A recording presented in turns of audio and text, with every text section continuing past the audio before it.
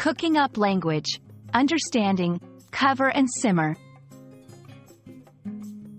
Hello, language enthusiasts. Today, we're going to delve into a tasty topic from the culinary world that's also a great example of everyday English usage. We're exploring the phrases, cover, and simmer. These terms are not just essential in cooking, but they also offer a flavorful way to learn English. So, let's get cooking with language. When a recipe instructs you to cover something, it means to place a lid on the pot or pan. Covering food while cooking can have several effects. Traps heat. It helps in cooking the food evenly and faster. Prevents splatter.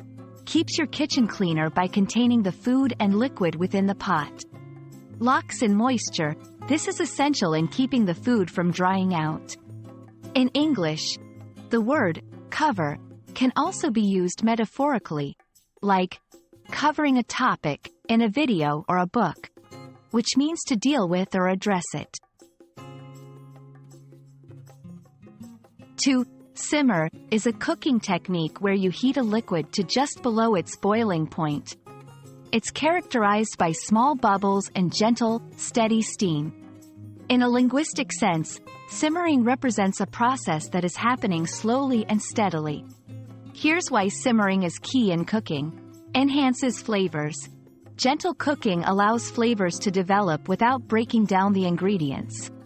Tenderizes. Perfect for making meats tender and easy to eat. Prevents overcooking. Keeping the heat low avoids burning or overcooking delicate foods. Just like covering, simmering has metaphorical uses in English, like letting an idea simmer, which means to think about it for a while.